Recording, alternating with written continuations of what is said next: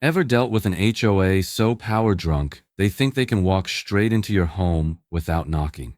Tell me in the comments. Because the night Karen broke into my cabin was the night everything changed. I can still feel the echo of that moment. The storm outside, the heaviness in the air, and the tension sitting right on my skin. Because nothing prepares you for an ambush in your own house, especially when the governor's people are sitting just a few feet away.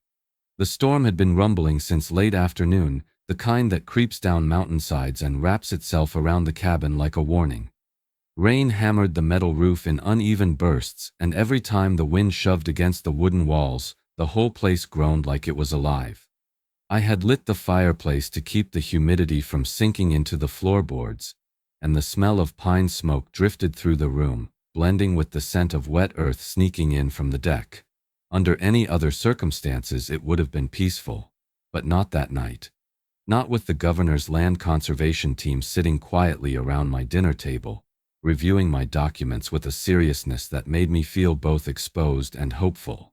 Director Marcia Collins, a sharp-eyed woman with a calm authority, flipped through my boundary maps while Deputy Rourke typed notes on his tablet. Two survey specialists were studying photos I had taken of the illegal markers Karen had installed near my property line. We spoke in low voices, trying not to let the storm drown out our words, because this meeting was more than important. It was my last chance to stop my land from being stolen. Then, without warning, the cabin door slammed open so hard it bounced off the wall.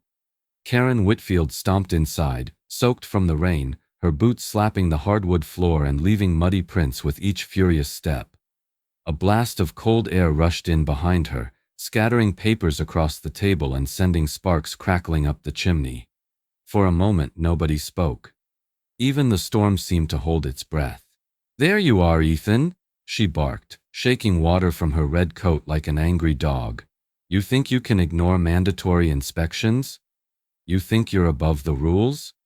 This property has multiple violations and you've been avoiding me long enough."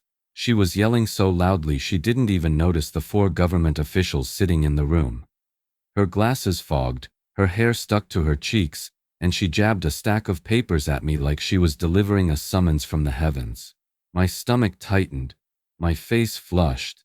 I couldn't believe she had stormed into my cabin like she owned the place. I could feel the governor's team staring at me, waiting for me to respond, but shock had glued me to the chair. I tried to get a word out, but Karen kept shouting over me, pacing the room with dripping boots and muttering about fines, penalties, and non-compliance.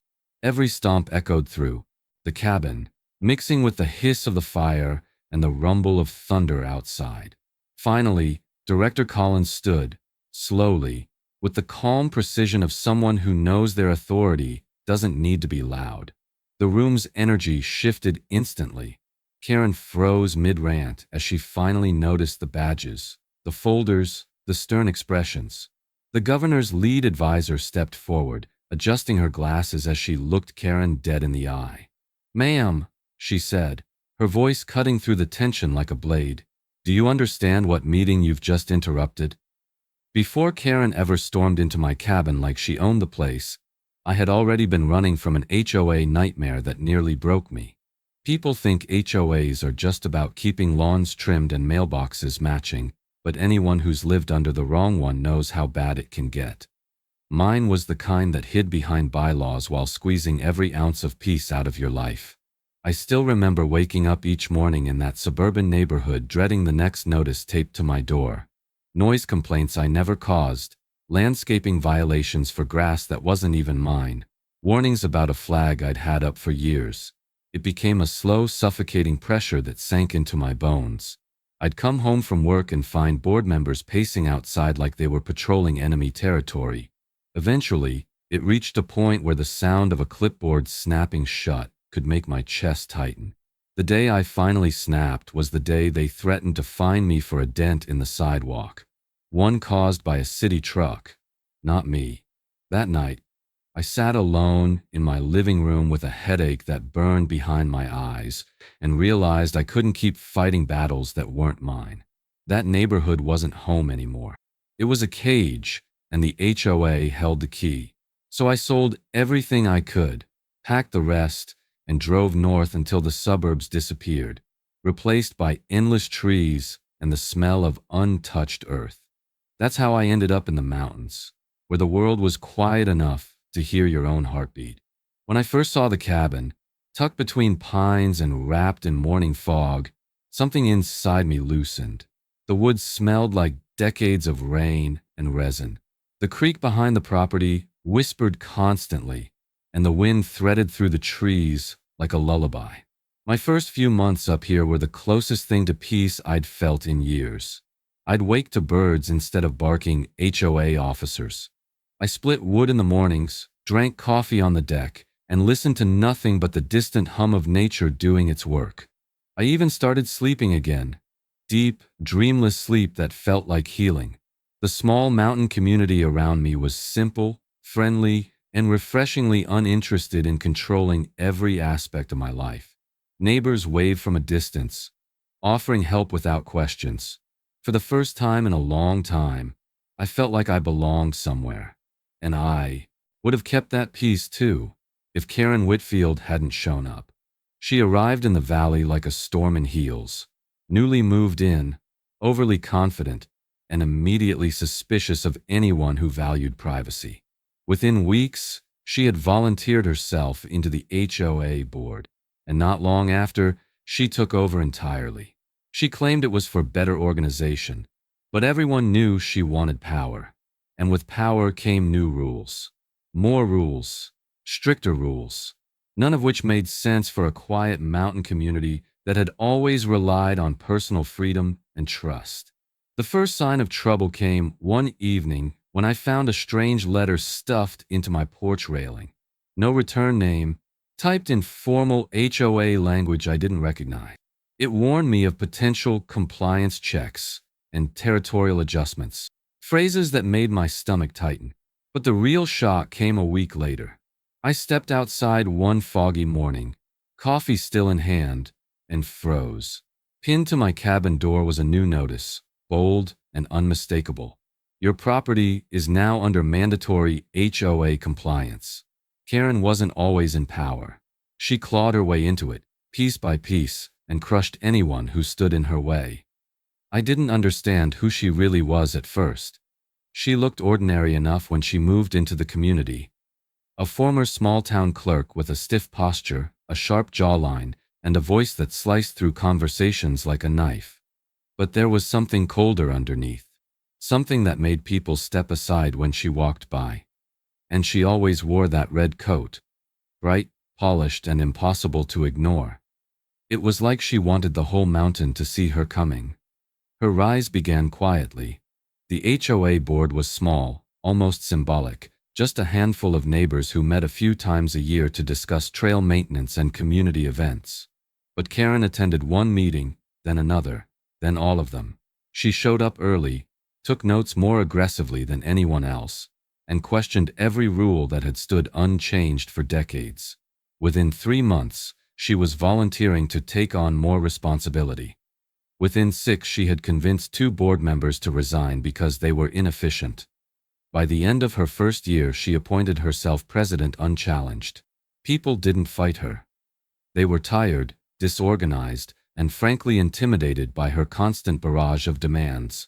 Once she had the title, everything shifted. The tone of community meetings changed. Her voice became tighter, more commanding, her eyes scanning the room like she was hunting for someone to blame. And that red coat of hers seemed to flare every time she stepped into a dispute. But the biggest change happened behind closed doors, when she quietly rewrote several HOA documents without notifying the members.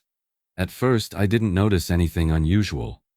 But then new maps started appearing in mailboxes. Maps that didn't match the original county-platted boundaries. Somehow, the HOA territory had grown like a spreading ink stain across the mountain, including areas that had never been under HOA authority. One afternoon, while organizing my paperwork for a future renovation project, I compared the new HOA map with the one I got from the county. The difference wasn't small, it was illegal. That's when something clicked in my mind. I remembered what my old neighbor had once told me during my suburban battles. When an HOA changes boundaries, Always check the official plats at the county office. Those never lie. That little piece of advice suddenly mattered more than ever. Meanwhile, Karen had started showing up everywhere. I'd catch glimpses of her walking past properties she had no business being near. She'd stand in people's driveways taking notes. She'd linger on trails with binoculars. Once I found her measuring the width of a neighbor's porch railing without their permission. Folks whispered about her behavior, but no one confronted her. They were afraid of the retaliation. Fines, threats, reports, all things she weaponized freely. And soon enough, her attention shifted directly toward me. It started with small things. A car creeping by my cabin more slowly than usual. Footprints near my shed that weren't mine. The feeling of being watched while chopping wood or stacking logs. Then, one night while locking up, I noticed a faint flicker between the trees, like the reflection of glass catching moonlight. I stepped closer to the window, squinting. There she was. Karen Whitfield stood among the pines, half hidden by branches, holding her phone up toward my cabin, taking photos in the dark. The next morning, I woke up to a list of violations so ridiculous I genuinely thought someone was messing with me. I opened my cabin door expecting the usual crisp mountain air, only to find a bright orange notice flapping against the wood. The paper was soaked at the edges from the night rain, but the bold, aggressive lettering was still clear enough to make my jaw tighten. According to Karen, my chimney was 9 inches above regulated height.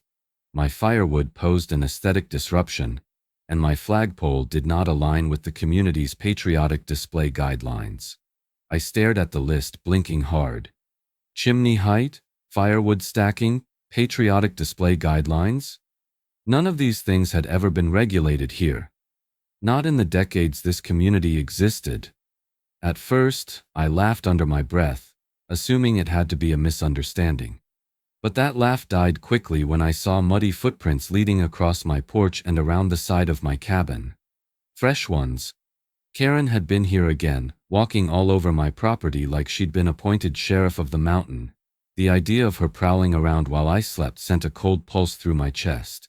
I found her 15 minutes later near the trail that connected our properties, clipboard in hand, acting like she was surveying land she owned. "Karen," I called out, "did you really put this nonsense on my door?" She didn't even flinch. She turned around slowly, chin slightly raised, eyes full of that smug superiority she carried like perfume. "There's nothing nonsensical about it, Ethan," she said, tapping her pen against her clipboard. "You're out of compliance, and the community expects better." "The community doesn't even know these rules exist," I shot back. "And you sure as hell don't have the right to wander onto my property without notice." She pursed her lips, pretending to consider my words. "HOA leadership has authority to inspect properties as needed." "That's not true," I said. "HOA reps can't trespass without giving written notice. That's state law." Her eyes narrowed. She didn't like being corrected, especially not with facts. "Be careful, Ethan," she said quietly. "Arguing doesn't change violations." I felt heat rise behind my eyes, not from anger alone but from disbelief. "Violations you made up," I replied. "None of this is real." Karen stepped closer, just enough to make the air feel colder. "Everything I do is within my authority. And if you don't cooperate, I'll have no choice but to enforce compliance measures." "Enforce how?" I asked. She smiled. Not warmly, not kindly, but the kind of smile someone gives before slamming a door in your face. "Let's just say the HOA has procedures." Her voice carried through the trees, sharp and metallic. I could feel the forest listening, absorbing every word like it understood exactly what kind of person she was. Over the next few days, whispers began spreading across the community. People mentioned new rules, new warnings, new threats. Some claimed Karen had fined a neighbor for leaving a kayak too close to the riverbank. Another said she tried to force someone to repaint their shutters because the color didn't match the natural theme. Everyone was confused, unsettled, and quietly scared. And then, just when I thought she couldn't push any further, Karen showed up at my cabin again, standing right on my porch like she belonged there. We'll be sending an inspection team soon, she said, tapping her clipboard. With or without your consent. I thought Karen hated me. I thought all of this, the violations, the threats, the stalking, was some personal grudge she developed the moment she saw my truck in the driveway. But the truth was much worse, far deeper, and far more dangerous than petty HOA power. Someone was paying her, and I only learned that because of one night when I heard voices drifting through the trees, carried by the thin mountain air like a warning I wasn't supposed to hear. I had been stacking fresh firewood behind the cabin when I realized I wasn't alone. The forest has a way of revealing things if you stand still long enough. At first I heard a faint rustling, then two voices, low and tense, coming from the ridge just above my property line. I recognized Karen's sharp clipped tone instantly. The other voice was male, deeper, impatient. I stepped quietly toward the trees, keeping myself hidden behind a trunk, and listened. "Brad, I'm doing everything I can," Karen hissed. "He's stubborn." The man replied, "We need that road. Investors are getting impatient. You told me his land wouldn't be a problem." Land, road, investors. My heart thudded against my ribs. I leaned closer, breath held. Karen sighed dramatically. "He won't cooperate. He's refusing inspections. The paperwork is slow because he keeps fighting back." "Then pressure him harder," Brad snapped. "That's why I'm paying you." My stomach dropped. Paying her. A cold wave ran through me, like the forest had suddenly turned hostile. A developer, Brad, was planning to build a private luxury access road right through my property, and Karen was the tool he hired to force me off it. Suddenly, everything made perfect sense. The fake violations, the boundary expansions, her stalking, the threats. I wasn't a nuisance to her. I was an obstacle. Karen's voice dropped even lower. "I've already altered the HOA boundary lines. Once he's in violation long enough, foreclosure is easy to initiate." Brad scoffed. "Then hurry up. I want that land before winter." The world felt smaller as I stood there in the shadows, trying to steady my breath. The betrayal, the manipulation, the corruption, it all landed like a punch to the chest. I wasn't dealing with a crazy HOA president anymore. I was dealing with a coordinated land grab. Their plan was clear. Force me into default with fabricated violations, seize my property, and hand it over to the developer. I slipped back to the cabin quietly, my mind racing with a mixture of rage and fear. I needed proof, I needed help, and I needed it fast. The next morning, as if the universe was determined to prove everything I overheard, a White County vehicle rolled up my driveway. A man in a reflective jacket stepped out, holding a sealed envelope. "Ethan Cole?" he asked.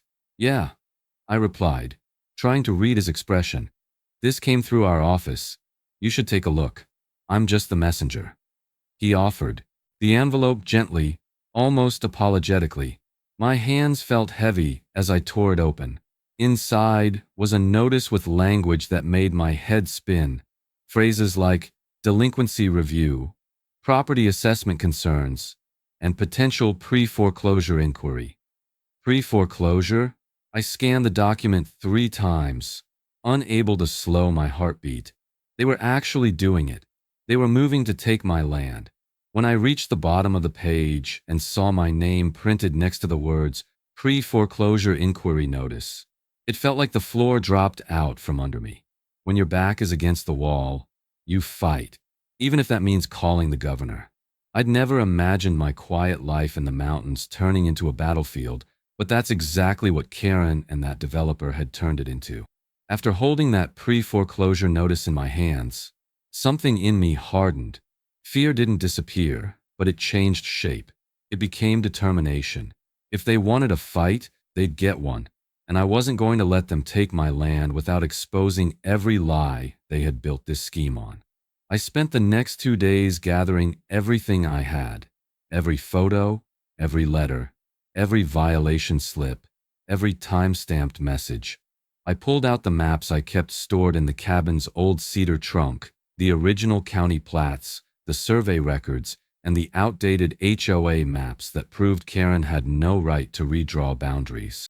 The table in my cabin slowly transformed into a wall of evidence, each document a piece of the trap she was setting for me, and the proof I needed to stop her. But even with everything spread out, I knew I needed help. Someone who understood systems bigger than a corrupt HOA. And that's when I remembered Jake, an old friend from my veteran support group. Jake had gone into state administrative work years ago, dealing with land conservation issues. If anyone knew how to get something on the governor's radar, it was him. When I called, he didn't even hesitate. "Ethan, this sounds like an illegal land grab," he said, voice steady. "You need to send me everything you have, tonight." I scanned the documents, photos, and maps for hours, sending file after file until my laptop warmed under my hands. Jake stayed on the line the entire time, guiding me through organizing things in a way state officials could understand quickly. He didn't sugarcoat anything. If Karen altered boundary lines without filing through the county, that's criminal. And if a developer is involved, the governor's land conservation team will want to see this. That was the first time I felt a flicker of hope. A small one, but enough to breathe easier for a moment. The next afternoon, Jake called back, his tone sharper, more urgent. "They looked at your files. They're interested." I leaned back in my chair, feeling a knot unwind in my chest. "You're serious?" "Serious enough that they want a field meeting at your cabin," he said. "Conservation teams protect mountain zones from exactly this kind of predatory development. They don't take these cases lightly." For the first time in weeks, I felt less alone. We settled on a date 2 days away. I hung up and stared at the stack of papers scattered around me. Relief mixed with dread. The governor's team agreeing to come was huge, but it also meant things were about to escalate. Karen had already proven she'd stop at nothing. Brad, too. Showing up at my property while state officials were present would expose everything. And people like them didn't like being exposed. So I prepared, not just the documents, but myself. I cleaned the cabin, organized evidence into folders, labeled maps, and placed everything on the dining table in the exact order Jake recommended. I rehearsed what I'd say, how I'd explain each point, how to prove the boundary tampering and the harassment. But the night before the meeting, as the sun dipped behind the pines, my phone rang. The number was withheld. I hesitated, then answered. "Hello?" A low voice, distorted, almost whispering, cut through the static. "Don't let them inside your house." Then the call dropped. I stood frozen, the phone still pressed to my ear, the cabin suddenly too quiet. The night before the governor's team was scheduled to arrive, Karen made her boldest move yet, and it terrified me in a way nothing else had. The sun had barely dipped behind the ridge when I heard the crunch of tires on gravel outside my cabin. I stepped onto the porch, and there she was, standing with 2 HOA board members like they were her personal security detail. Clipboard in hand, red coat flapping in the cold wind, she looked like someone who had convinced herself she owned the entire mountain. "We're here for an emergency inspection," she announced, not even pretending to be polite. I crossed my arms. "No, you're not." Her eyes narrowed. "You don't have the authority to deny an inspection. And you don't have the authority to demand one." I shot back. "We've been through this, Karen. You need written notice. Get off my property." For a moment, she didn't move. The board members behind her shifted their weight, giving each other uneasy glances. Then Karen stepped forward, anger tightening every line of her face. "You think you can hide violations by stalling? You think the HOA won't act just because you're difficult?" Her voice rose sharp and relentless. "This community has standards, and you're dragging it down." "What community?" I demanded. "Half the neighbors don't even know these new rules exist. The only person dragging this place down is you." One of the board members, a tall man named Russell, interrupted. "Ethan, look, it's easier if you let us do this. She has the authority." "No, she doesn't," I snapped. "And deep down you know it." Russell's mouth opened, but Karen cut him off. With a glare. "Fine," she said coldly. "If you refuse inspection, you leave us no choice. We'll proceed with forced compliance. I felt a pit form in my stomach. Meaning what? You'll find out, she said, turning away. Soon. They left as abruptly as they had appeared, disappearing into the dimming light. But I knew the conversation wasn't over. Not for them, and definitely not for me. I barely slept that night. Just past midnight, the forest lit up like a crime scene. Floodlights beamed through my windows, sweeping across the walls in harsh white streaks. The whirring sound hit next. Drones, at least 2 of them, buzzing overhead like angry insects. I rushed outside, heart hammering, and found beams of artificial light scanning my cabin, deck, and driveway as if they were searching for contraband. Are you kidding me? I yelled into the darkness. This is harassment. A drone pivoted toward me, its tiny red recording light blinking like an accusation. Then came the voices, distant but unmistakable. Someone shouted, "You can't hide forever, Ethan." Another voice added, "We'll get what we need with or without you." I grabbed my flashlight and swept it across the tree line, but the voices vanished as quickly as they came. Only the pounding of my pulse remained. For the first time since I moved to the mountains, I felt unsafe in my own home. The floodlights cut off around 2 a.m., plunging the forest back into its natural darkness. Silence settled in slowly, hesitantly, as if the woods themselves were trying to recover. I had just locked the front door when I heard a soft rustling. Not from outside, but directly behind me, at floor level. I froze. Something slid under my door. I approached carefully, crouched down, and picked up a folded piece of paper. No name. No markings. Just hurried handwriting inside. My chest tightened as I read the words, "They're taking your land this week. Get help now." I had one night to prove everything. Or lose everything. After reading that anonymous note, I stood in the center of my cabin, the silence pressing in on me like a weight. My heart was still racing from the drones, the floodlights, the threats echoing through the trees. But fear wasn't my enemy anymore. Time was. The governor's land team would be here in less than 12 hours, and if my case wasn't airtight, Karen and Brad would steamroll right over me. So I got to work.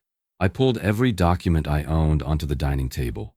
Old plats, surveys, emails, violation notices, maps spread out like a battlefield.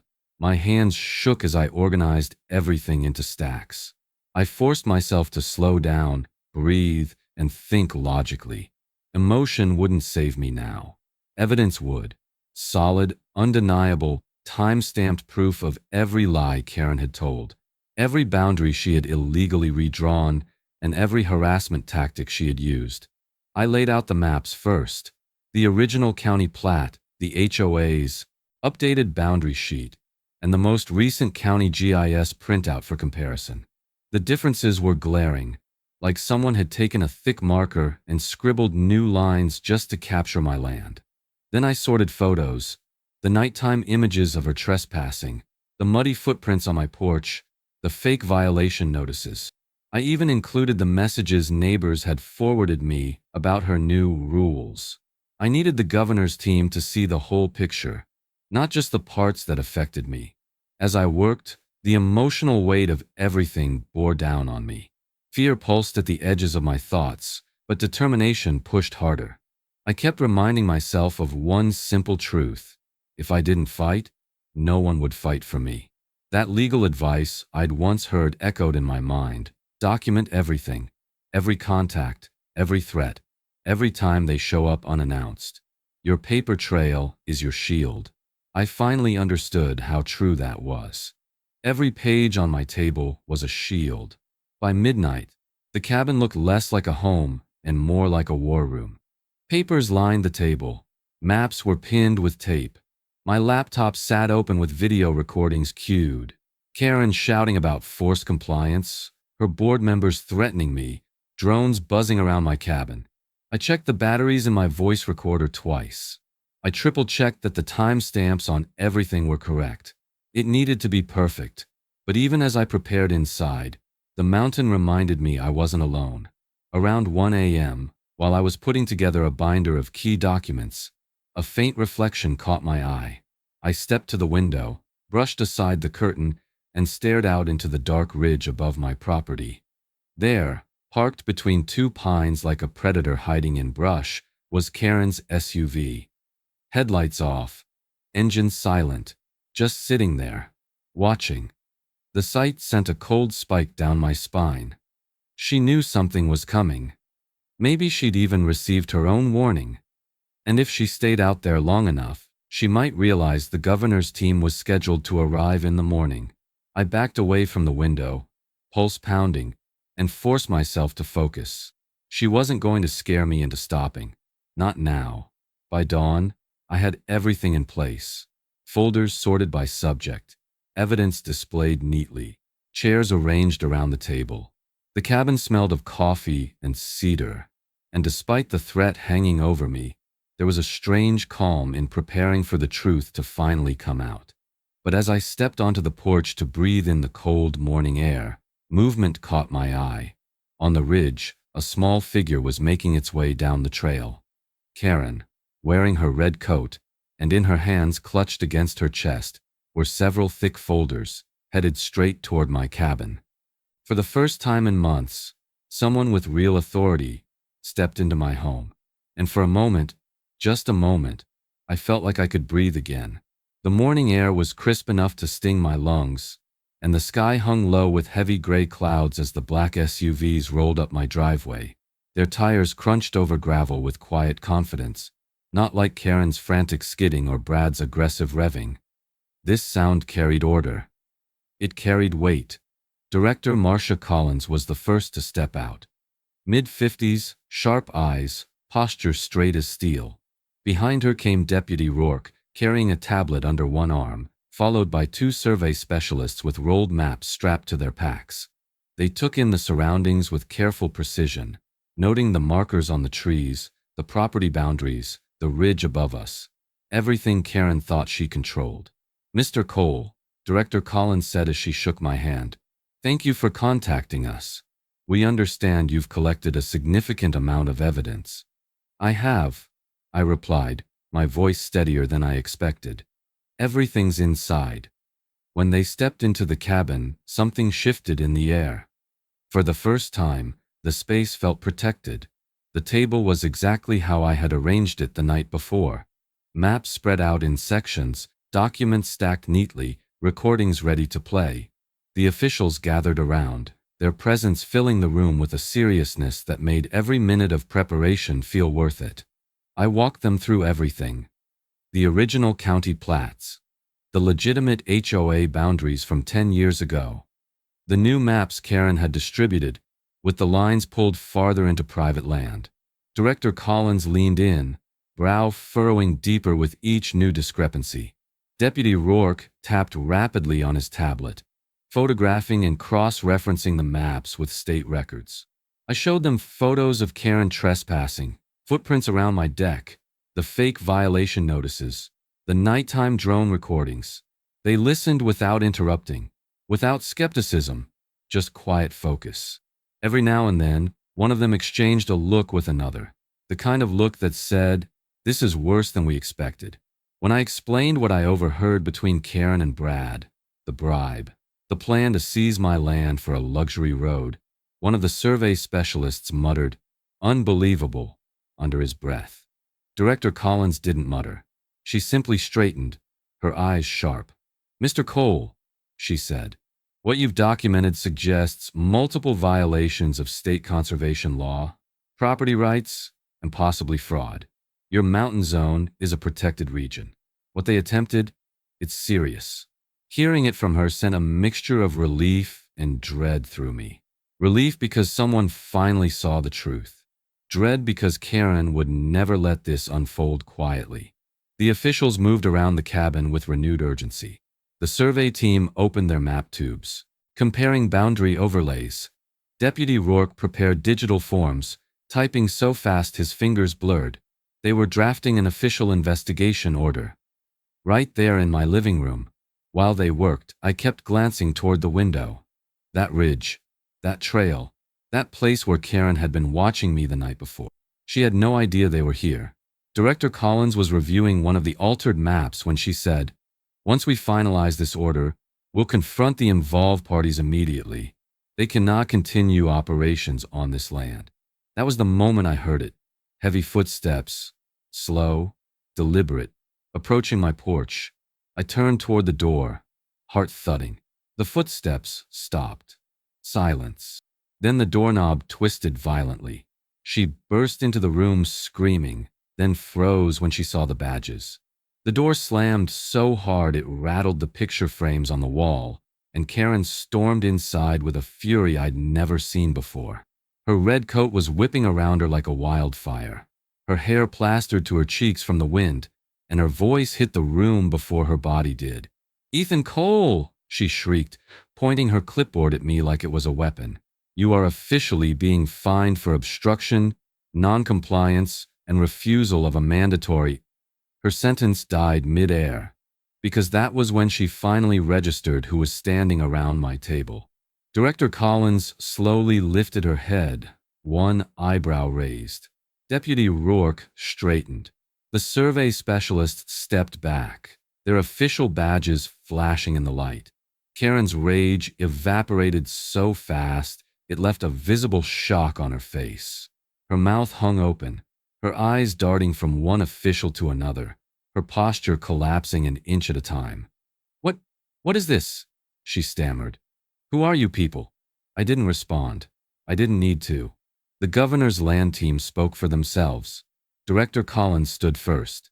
"We are with the governor's land conservation office," she said calmly. "You have interrupted an active investigation." Karen blinked rapidly. Investigation? Of what?" Her voice cracked, and she clutched her clipboard as if it could shield her. "Of the illegal expansion of HOA boundaries," Deputy Rourke replied, "and of suspected misconduct involving property rights violations." Karen took a step backward, her face draining of color. That's absurd.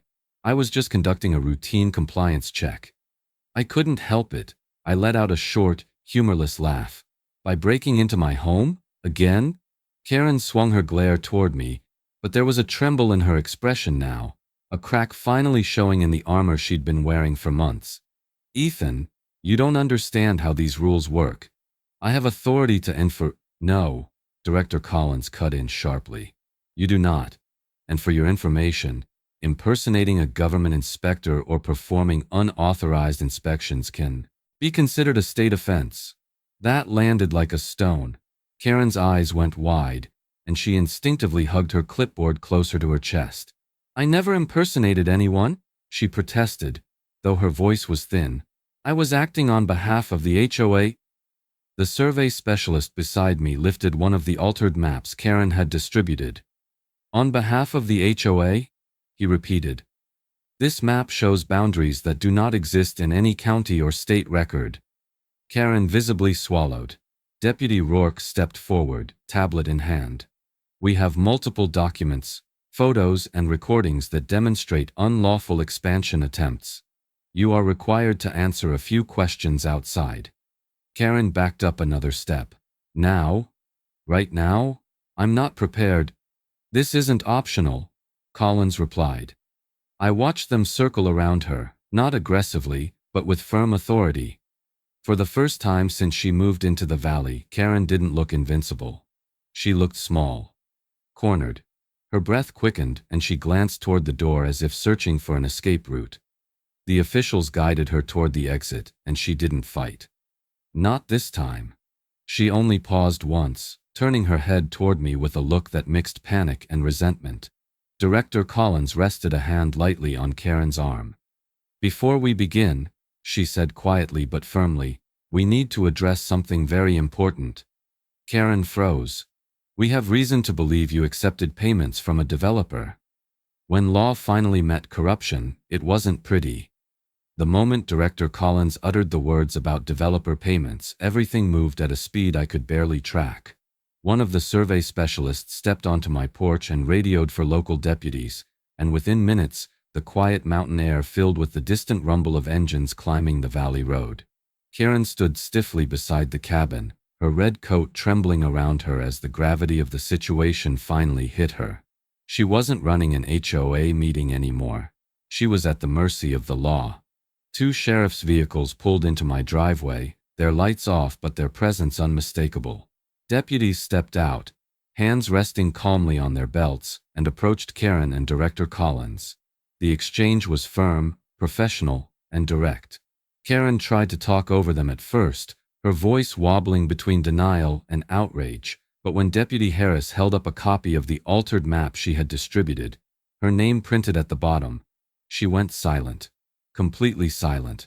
For the first time since I'd met her, she didn't have a single defense. Not even a weak one. The deputies weren't just here for her. Minutes later, another vehicle arrived. An older black SUV driven by none other than developer Brad Larkin himself. It seemed the governor's team had called him in for questioning as well. He stepped out with the swagger of a man used to getting his way, but that confidence evaporated when he saw Karen surrounded by officials and deputies holding evidence. "What's going on?" Brad demanded, trying to maintain control. "Why was I called here?" Deputy Rourke didn't waste time. "Mr. Larkin, you are being questioned regarding suspected land fraud, attempted boundary manipulation, and multiple violations involving protected mountain zones." Brad scoffed, but the sound was hollow. "This is ridiculous." But then Collins handed him the file I had compiled. The photos, the notes, the timestamps, the drone harassment recordings, and the map comparisons. She laid them out like a perfect trap. Watching his expression crumble was like watching a dam break. His jaw tightened. His eyes flicked from page to page, and the realization sank in that he had no way out. Not with state officials here. Not with deputies documenting every word. Within an hour, both Karen and Brad were being interviewed separately. Their stories didn't match, not even close. Karen blamed Brad. Brad blamed Karen. The contradictions only solidified the case, and by mid-afternoon, both were escorted off my property for further questioning downtown. Word spread fast in the valley. By evening, the entire HOA board had resigned in a panic. They didn't hold a meeting. They didn't send a formal letter. They simply vanished, emails, titles, authority and all, leaving behind a trail of confusion and relief in the community. People began stopping by to thank me quietly, almost shyly, for standing up when they couldn't. I didn't feel heroic. I felt tired. But for the first time since this nightmare began, the mountain felt like home again. The governor's team spent another hour securing documentation, marking off protected areas of my land, and filing an emergency preservation order to ensure no development would touch my property during the investigation. When Director Collins handed me the official notice, something inside me eased. It wasn't just paper, it was protection. Real, lawful protection. As the officials packed up, I stood on the porch watching the late afternoon light break through the clouds. The air felt different, lighter, calmer. I hadn't realized how much weight I'd been carrying until it finally started to lift. But just when I thought the day was over, Director Collins walked back toward me, a folder tucked under her arm. "Ethan," she said, her voice steady but curious, "there's something else we discovered in your land records." When the dust settled, the truth about my land shocked even me. After Director Collins pulled me aside with that folder tucked under her arm, she explained that the cabin I'd bought, this quiet wooden refuge hidden among the pines, rested on a parcel that qualified for automatic conservation protection. The designation had been overlooked years ago during a county clerical update, meaning my land was always supposed to be immune to HOA expansion. Always. Karen's rewritten boundaries, her fabricated violations, her threats, they had never stood a chance. Legally, she didn't just have no authority. She had been operating in direct violation of state-protected land use law from day one. Hearing that felt like the mountain itself exhaled for me. Over the next several days, things unfolded quickly. Karen was formally charged with multiple offenses: trespassing, falsifying community documents, harassment, and attempted boundary manipulation. The list was long, and her once unshakable posture crumbled under the weight of it. Brad Larkin didn't fare any better. His developer license was revoked pending a full investigation into his involvement in several questionable land acquisitions across the county. Watching their power evaporate was surreal. They had tormented this community for months, maybe years, all while believing they were untouchable. They weren't. And standing on my porch one quiet morning, coffee in hand, listening to birds instead of drones, I felt something I hadn't felt since moving to the mountains. Peace. Real peace. The kind that settles into your bones and reminds you why you fought in the first place. I walked the property line later that afternoon, tracing the boundaries with a fresh understanding of what they meant. The trees felt taller. The wind felt softer. This land wasn't just mine. It was protected, preserved, safe. And I thought about how close I'd come to losing it all because someone abused their authority and underestimated my willingness to fight back. If there's one thing I learned through all of this, it's the importance of documentation. Every photo I took, every letter I saved, every map I compared, it mattered. That's the final legal nugget I want to share with anyone listening to my story. Always keep your original land surveys, plats, and paperwork. They are your shield when someone tries to twist the rules. Never assume your property is protected just because it feels like home. Know it. Prove it. Defend it. And now, to everyone watching this, if you found strength, insight, or even comfort in my journey, make sure to like this video, share it with someone who's fighting their own HOA battle, and drop your stories in the comments. I read every single one, and you'd be surprised how many people out there are dealing with power-drunk HOAs or corrupt officials. Your voice matters, and together we make these stories impossible to ignore. But my story doesn't end here. 3 days after the governor's team left, after the deputies cleared the last pieces of evidence and the wildlife returned to my driveway like nothing had happened, I found a letter tucked beneath a rock on my porch. No return address, no name on the envelope, just a handwritten message inside, shaky and desperate. It read, "Please help me. They're trying to take my mountain too.